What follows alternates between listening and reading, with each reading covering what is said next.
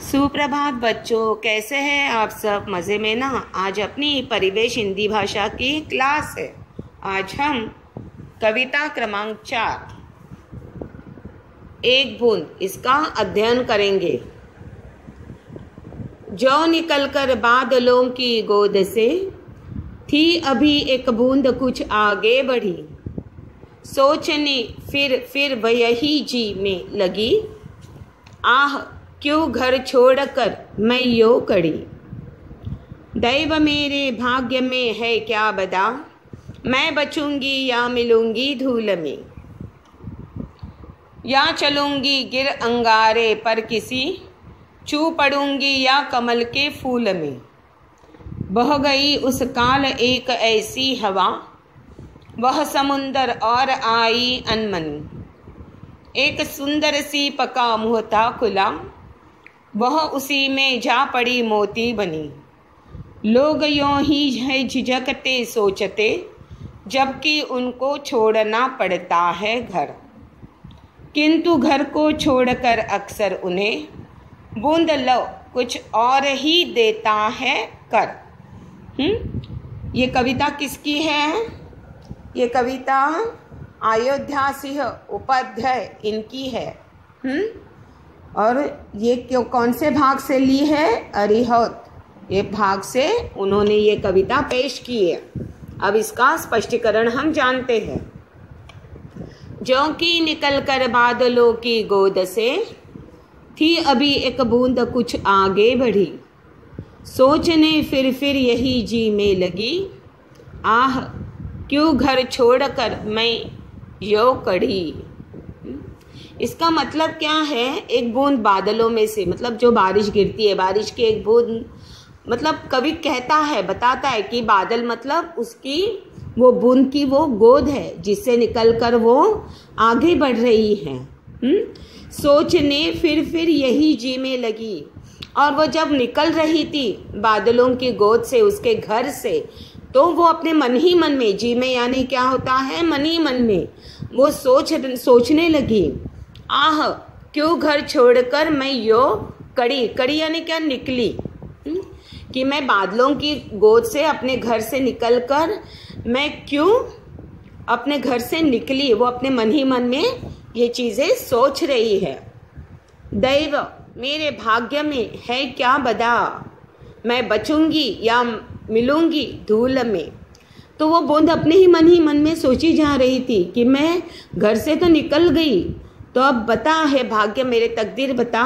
दैव यानी नसीब, भाग्य में क्या लिखा है बता, मैं बचूंगी, बच पाऊंगी या मैं धूल में गिर जाऊंगी, या जलूंगी गिर अंगारे पर किसी, चू पड़ूंगी या कमल के फूल में। अब यहाँ जलूंगी गिर अंगारे पर किसी मतलब क्या? तो सोच रही है अपने मन में, मैं धूल में जा मिलूंगी, मैं बच पाऊंगी या मैं किसी कोयले के अंगारे पे गिर जाऊंगी। चू यानी क्या? टपकूंगी, टपकना, या मैं टपक जाऊंगी किसी कमल के फूल में।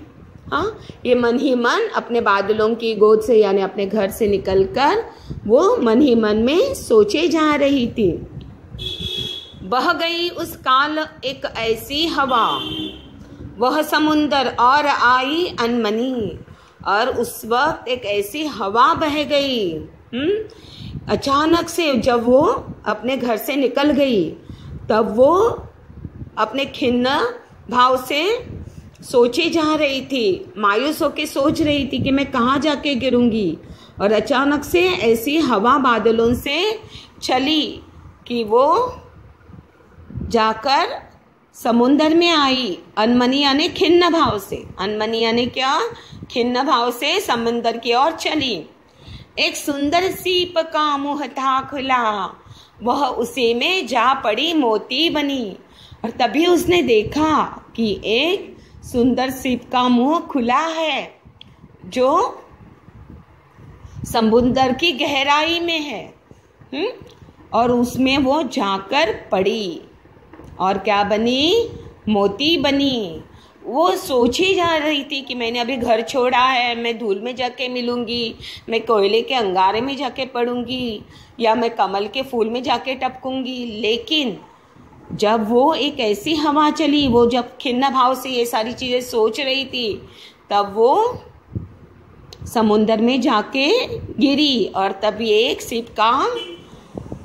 सिप का मुंह खुला था। सिप यानी ये देखिए, ये सिप होता है जिसमें बारिश की बूंद गिर के मोती बन जाती है। तो वो वहाँ जाके गिरी सीप में, और एक अच्छा सुंदर मोती भी बन गई। हाँ, वो एक सुंदर सीप में जाके गिरी और मोती बन गई।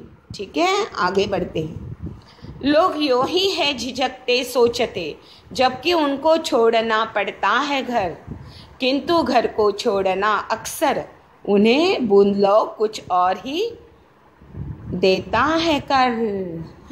लोग ऐसे ही झिझकते हैं। तो यहाँ पे संदेश क्या दे रहा है अभी कवि ये 4 पंक्तियों के माध्यम से, कि लोग ऐसे ही झिझकते हैं, डरते हैं, जैसे बूंद डर रही थी बादलों के अपने घर, बादलों को वो जो अपना घर समझती है, तो ऐसे ही डर रही थी कि मैं अब कहाँ जाके गिरूंगी, मेरा क्या होगा, मैं बचूंगी या नहीं होगी। ऐसे लोग ऐसे ही झिझकते रहते हैं, डरते रहते हैं जब वो अपना घर छोड़ते हैं, किंतु घर को छोड़ना अक्सर उन्हें बूंद लो कुछ और ही देता है कर।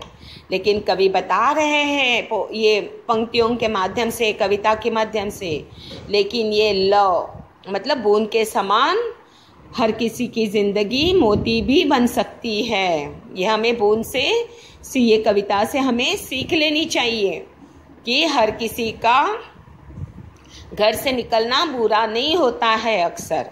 हाँ, उसका जीवन मोती भी बन जाता है, एक सुंदर सीप में पड़े हुए मोती के समान बन जाता है। ठीक है, अब यहाँ पे बूंद लो यानी क्या, बूंद के समान। हाँ, यानी जैसे बादलों से निकलकर बूंद वो सुंदर सीप में जा पड़ी और मोती बन गई, इसी तरह हर किसी का जीवन उस बूंद के समान यानी कि मोती के समान बन जाता है। ये कविता यहीं पे समाप्त होती है। अच्छे से अध्ययन करिए, स्वस्थ रहिए, मस्त रहिए। थैंक